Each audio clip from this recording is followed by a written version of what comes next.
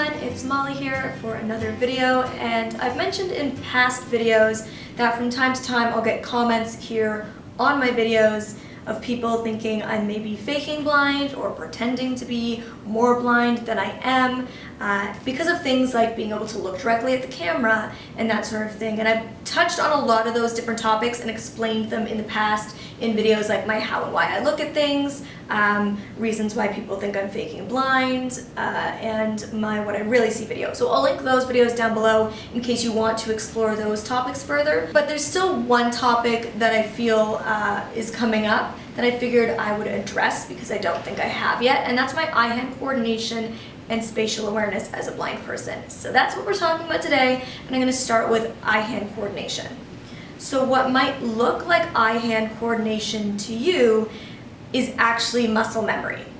A good example of seeing this in a past video of mine is the makeup tutorial I did, probably I think a little over a year ago maybe. And you can see me reaching for the tools and the products, and it might look like I'm like effortlessly grabbing these products seamlessly every time.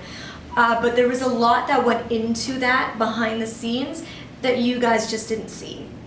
So prior to actually filming, I laid out all my products in very specific places like I always do, and with like a camera person there ready to film me, I sat there as they watched me as I like practiced picking up and putting things back down in the right spots so that my brain would get the muscle memory and my arm would kind of instinctively go to those places. So I literally like practiced the whole thing before filming.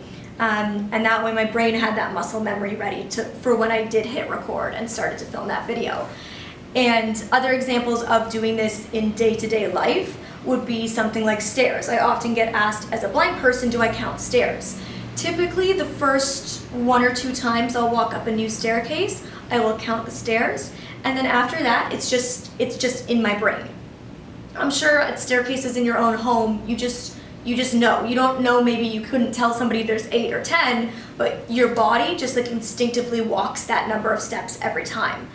Or getting a glass of water at the dinner table, I'll be sitting at dinner, and the first 1 or 2 times I go to grab my glass, I might have to tap the table and feel around for it, but then all of a sudden the next time, it's like my arm just instinctively goes to that spot. It's just this muscle memory that my brain has developed. And luckily I'm able to do that very fast because it is a skill that I utilize on a daily basis, and it is something that I need to do and have needed to do for a very long time.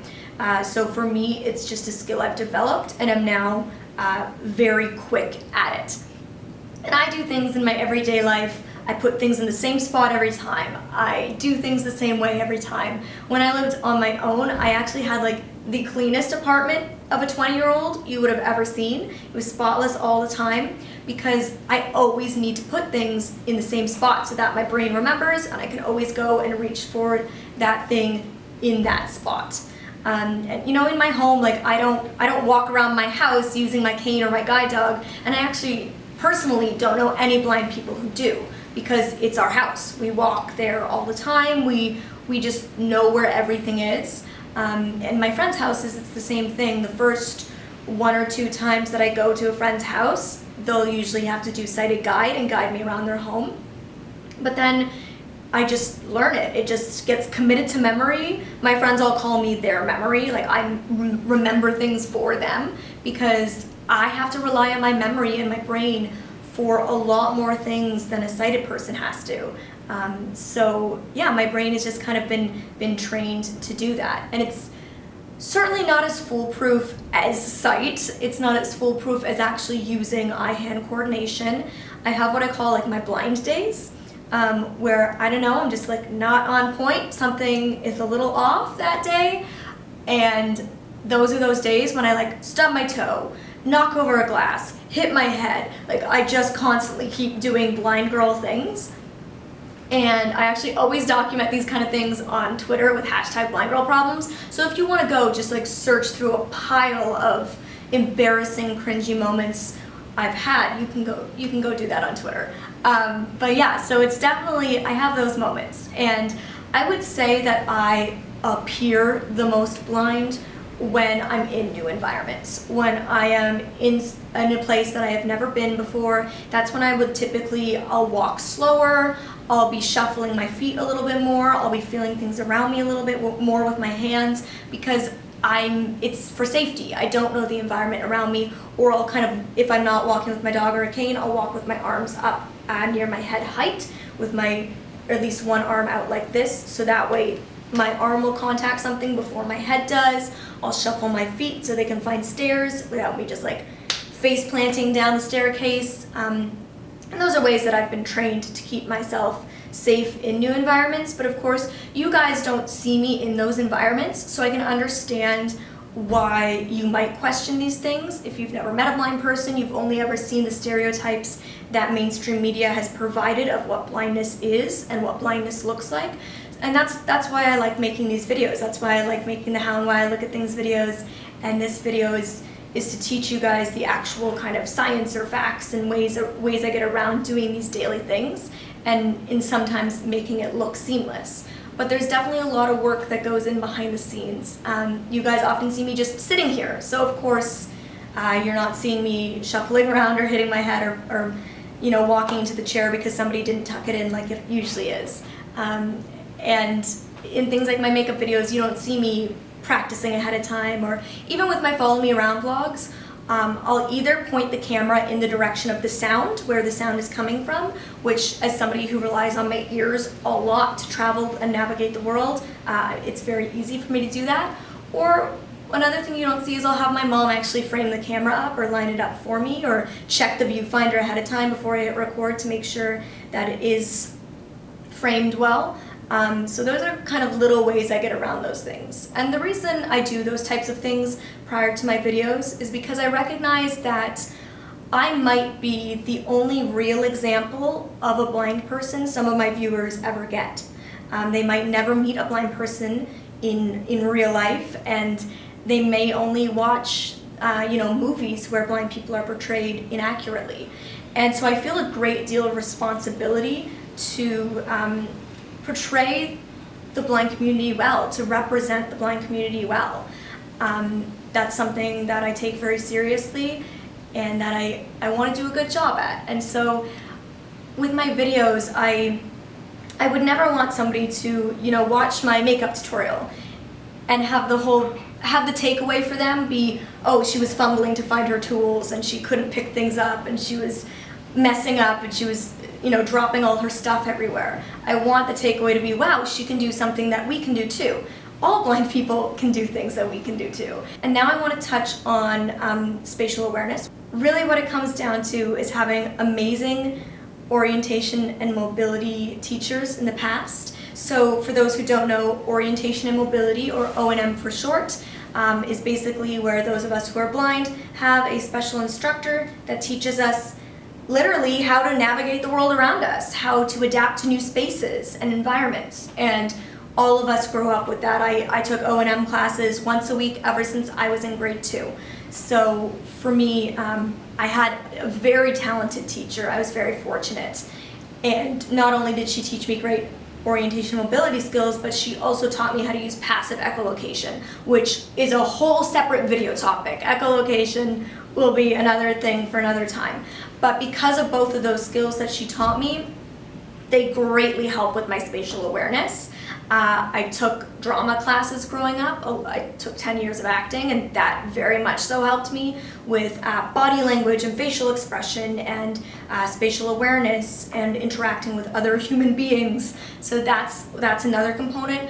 But ultimately, and I really don't want this to come off the wrong way because this sounds cockier than I want it to, but it's just I just have a knack for it. I just have an ability, a talent for it. And my whole childhood, almost every professional we worked with would tell my parents, "You're really lucky. She's just gifted with spatial awareness." And my family and I have always felt very blessed for that gift because it has allowed me to navigate the world around me more confidently and more effectively and more efficiently.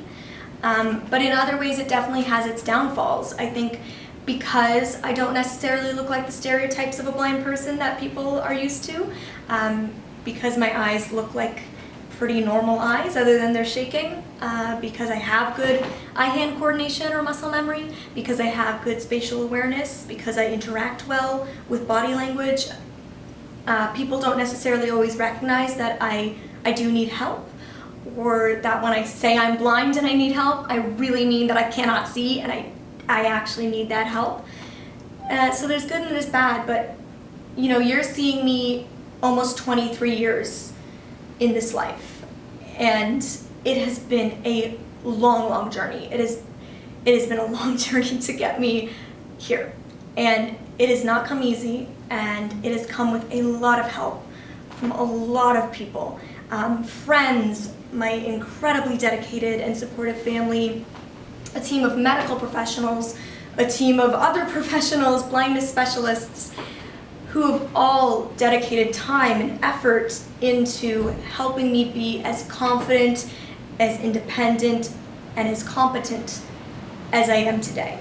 And I absolutely would not be here today, I would not be who I am or where I am without a lot of people. And I'm forever grateful to those people who offer their continued support. And I recognize that I am extremely lucky to have had that.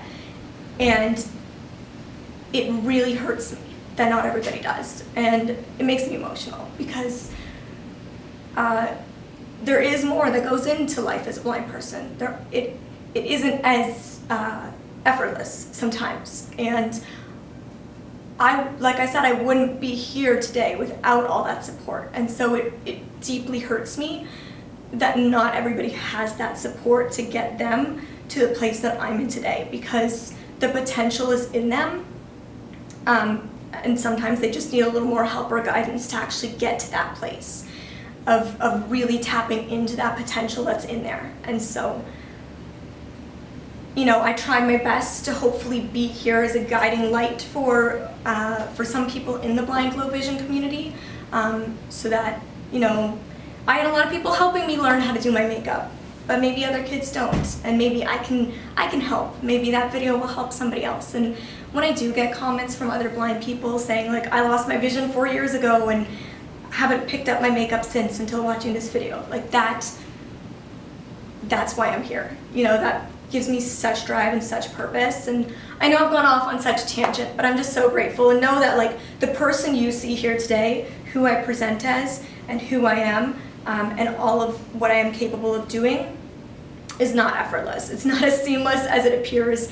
There's so much more that has gone into this person today than you will probably ever know, or that I could probably ever share. And I'm just have so much gratitude for those people. So I hope this has helped put some more curiosities for you to rest. If you ever see anybody kind of questioning these things, I would really appreciate it if you could help direct them to videos like this or my How and Why I Look at Things videos. And I think that's all I have to say. So please hit that subscribe button if you enjoyed, give it a thumbs up, and I'll see you next time. Bye.